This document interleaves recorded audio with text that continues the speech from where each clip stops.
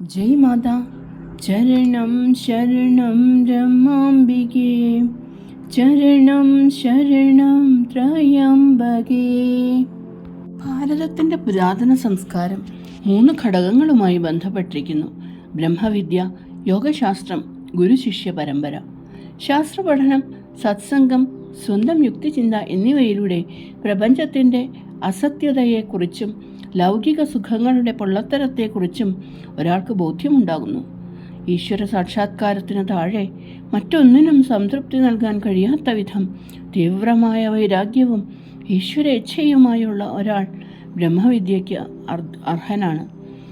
പുരാതന കാലത്തെ ഗുരുക്കന്മാർ ബ്രഹ്മവിദ്യ അഭ്യസിക്കാനുള്ള യോഗ്യതയുണ്ടോ എന്ന് നോക്കാൻ ശിഷ്യന്മാരെ പരീക്ഷിക്കുമായിരുന്നു.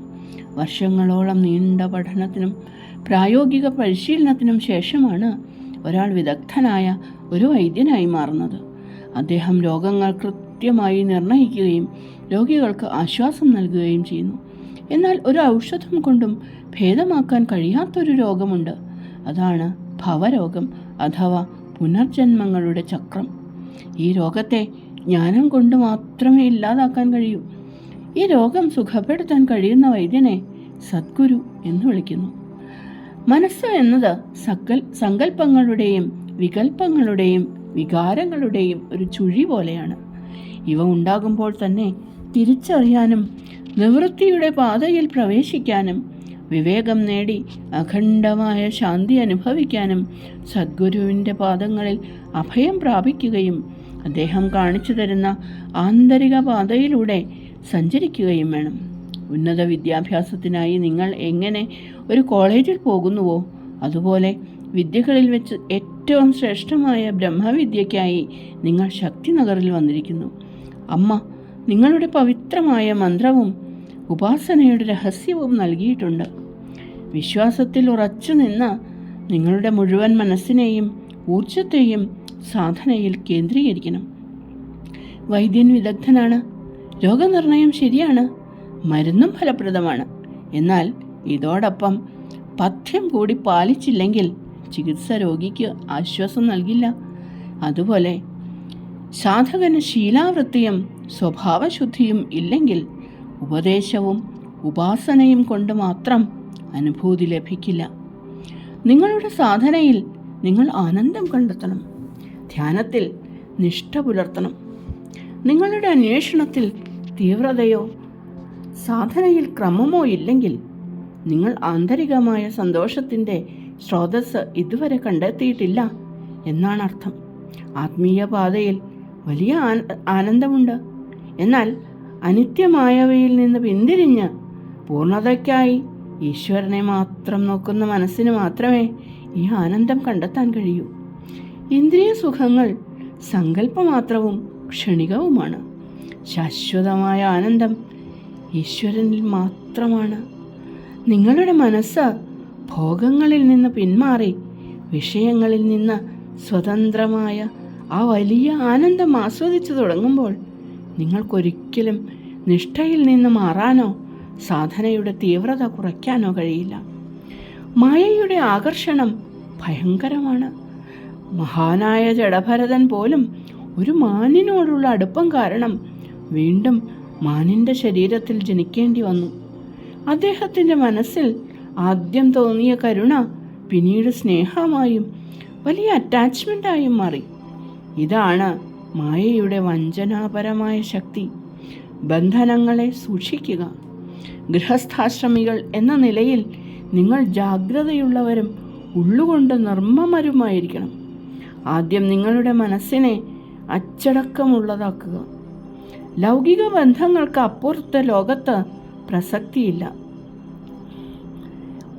ഓരോ ആത്മാവും സ്വതന്ത്രമാണ്. ഈശ്വരനോട് മാത്രമേ അതിന് ബന്ധമുള്ളൂ. അമ്മ പകർന്നു തന്ന ജ്ഞാനം കാത്തു സൂക്ഷിക്കുക. വിവേകമാകുന്ന വിളക്ക് എപ്പോഴും കയ്യിലുണ്ടാകണം. ഗൃഹസ്ഥ ജീവിതത്തെ ധർമ്മം പാലിക്കാനുള്ള ഒരു അവസരമായി മാത്രം കാണുക. ധർമ്മനിഷ്ഠയിലൂടെ സാധനയിലൂടെ ഈ ജന്മത്തിൽ തന്നെ സംസാരചക്രത്തിൽ നിന്ന് മുക്തി നേടണം. നിങ്ങളെ നയിക്കാനും മോക്ഷത്തിലേക്ക് എത്തിക്കാനും ഇപ്പോൾ അമ്മ തന്നെയുണ്ട്. ഭയപ്പെടണ്ട. അചഞ്ചലമായ വിശ്വാസത്തോടെ ആ ദിവ്യപാദങ്ങളിൽ മുറുകെ പിടിക്കുക. ഉത്തമ ശിഷ്യന്മാരാകുക. മായാവാദം നിങ്ങളെ സ്വന്തം കർത്തവ്യങ്ങളിൽ നിന്ന് പിന്തിരിപ്പിക്കരുത്. ലൗകിക സുഖങ്ങളുടെ അസത്യത മനസ്സിലാക്കുമ്പോൾ തന്നെ നിങ്ങളുടെ ധർമ്മങ്ങൾ ഭംഗിയായി നിറവേറ്റുക. പ്രപഞ്ചമെന്നും പരമാർത്ഥമെന്നും നിങ്ങളുടെ ചിന്തയിലോ പ്രവൃത്തിയിലോ ഒരു വേർതിരിവുണ്ടാകരുത്. നിങ്ങളുടെ ചുമതലകൾ ശ്രദ്ധയോടും ഭക്തിയോടും സന്തോഷത്തോടും കൂടി ചെയ്യുക. ശ്രദ്ധയില്ലാത്തതും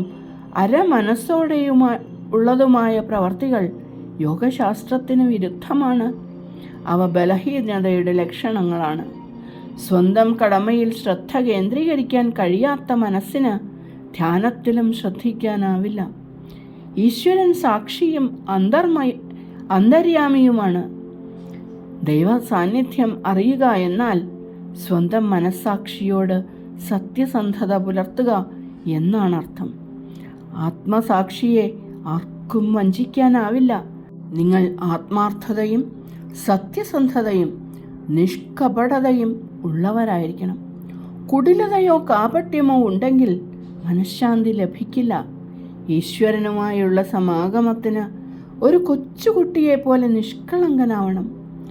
ഈശ്വര സ്മരണ എന്നാൽ കേവലം നാമം ജപിക്കലല്ല, മറിച്ച് ഈശ്വരനുമായുള്ള വൈകാരികമായ ഐക്യമാണ്. ഈശ്വരനുമായി ഒരു വ്യക്തിബന്ധം സ്ഥാപിക്കുക. നിങ്ങൾ എവിടെയായാലും എന്ത് ചെയ്താലും ആ ആത്മബന്ധത്തിൽ കഴിയുക. ഈശ്വരനല്ലാതെ മറ്റാരും നിങ്ങളുടേതല്ല. ഈശ്വരൻ നിങ്ങളുടേതാണ്. അദ്ദേഹത്തിൽ വിശ്വസിക്കുക. അദ്ദേഹത്തിന് ഏതൊരു ഭാരവും ചുമക്കാൻ കഴിയും. സ്നേഹത്തോടെ അദ്ദേഹത്തെ സമീപിക്കുക. സാക്ഷാത്കാരത്തിൻ്റെ ശക്തിക്ക് തുല്യമായി ഭൂമിയിലോ സ്വർഗത്തിലോ മറ്റൊരു ശക്തിയുമില്ല. ഒരു സന്യാസി ഗുഹയിലായാലും കുടുംബത്തിലായാലും അദ്ദേഹത്തിൻ്റെ ആത്മീയ ചൈതന്യം സത്യസന്ധരായ സാധകരെ ആകർഷിക്കും. സദ്ഗുരു മന്ത്രം ഉപദേശിച്ച ശിഷ്യനെ ആന്തരിക പാതയിലേക്ക് നയിക്കുന്നു. എന്നാൽ ഈശ്വരന് മാത്രമേ മോചിപ്പിക്കാൻ കഴിയൂ. സഗുണ ബ്രഹ്മം ഗുരുവായി വരുമ്പോൾ അദ്ദേഹത്തിൻ്റെ പാദങ്ങളിൽ അഭയം പ്രാപിക്കുന്നവർ രക്ഷപ്പെടുന്നു. ഭക്തരുടെ ഹൃദയത്തിൽ പൊട്ടിമുളയ്ക്കുന്ന ഭക്തി എല്ലാ ബന്ധനങ്ങളെയും തകർക്കുന്നു. സഗുണരൂപത്തിലുള്ള ഈശ്വരൻ്റെ വരവ് മനുഷ്യരാശിക്കുള്ള അനുഗ്രഹമാണ്. നിർഗുണ ബ്രഹ്മം അന്തര്യാമിയായി എപ്പോഴും നിലകൊള്ളുന്നു. എന്നാൽ സഗുണരൂപത്തിലുള്ള സാന്നിധ്യം അപൂർവമാണ്. മൗനമായ യോഗത്തിലൂടെ മാത്രമേ നിർഗുണനെ അറിയാൻ കഴിയൂ. എന്നാൽ സഗുണൻ സ്നേഹിക്കാനും അടുക്കാനും എളുപ്പമുള്ളയാളാണ്. ഈശ്വരൻ്റെ സ്നേഹം, കാരുണ്യം, ക്ഷമ, ജ്ഞാനം, മഹിമ എന്നിവ ഒരു അവതാരത്തിലല്ലാതെ മറ്റെവിടെയാണ് കാണാൻ കഴിയുക? വെളിപ്പെട്ട സത്യത്തിന് നേരെ കണ്ണടയ്ക്കുന്നവർക്ക് വലിയൊരു അവസരമാണ് നഷ്ടപ്പെടുന്നത്. കുട്ടികളെ, അമ്മ ശാശ്വതമാണ്. നിങ്ങളും ശാശ്വതരാണ്. ജനന മരണങ്ങൾ നിങ്ങളെ സ്പർശിക്കില്ല. എന്നാൽ നിങ്ങളുടെ അമരത്വത്തെക്കുറിച്ച് നിങ്ങൾക്ക് ബോധ്യമില്ല. അതുകൊണ്ടാണ് അമ്മ നിങ്ങൾക്ക് വേദവാക്യങ്ങൾ പകർന്നു തരുന്നതും സാധനകൾ പഠിപ്പിക്കുന്നതും. ഇത്രയധികം സ്നേഹവും കരുണയും ക്ഷമയുമുള്ള ഒരു ഗുരുവിനെ നിങ്ങൾക്കിനി ലഭിക്കില്ല. അതിനാൽ ഈ ജീവിതത്തിൽ തന്നെ പരമപുരുഷാർത്ഥം നേടുക. ഉണരുക. ഒരു വലിയ ശക്തി നിങ്ങളിൽ ഉണർന്നിരിക്കുന്നു. ഇനി പരിശ്രമിക്കേണ്ടത് നിങ്ങളുടെ കടമയാണ്. ക്ഷേത്രമണി മുഴങ്ങുന്നത് പോലെ അമ്മയുടെ വാക്കുകൾ നിങ്ങളുടെ ഹൃദയത്തിൽ മുഴങ്ങട്ടെ. ഗുരുവിൻ്റെ മഹിമയെയും അദ്ദേഹം നൽകിയ വാക്യത്തെയും ധ്യാനിക്കുക. മനസ്സിനെ എല്ലാ അസ്വസ്ഥതകളിൽ നിന്നും ഉയർത്തി ശാന്തിയിൽ ഉറപ്പിക്കുക. ഗുരുവാക്യം നിങ്ങളെ മായയുടെ കെണികളിൽ നിന്ന് സംരക്ഷിക്കും. അത് അറ്റാച്ച്മെൻറ്റിൻ്റെ വൃക്ഷത്തെ വെട്ടിമാറ്റും. അത് നിങ്ങളുടെ ആന്തരിക പാതയെ പ്രകാശിപ്പിക്കുകയും ഒടുവിൽ ജ്ഞാന സൂര്യനായി ഉദിക്കുകയും ചെയ്യും. ചരണം ശരണം രമാംബികേ, ചരണം ശരണം ത്രയംബകേ. ജയ് മാതാ.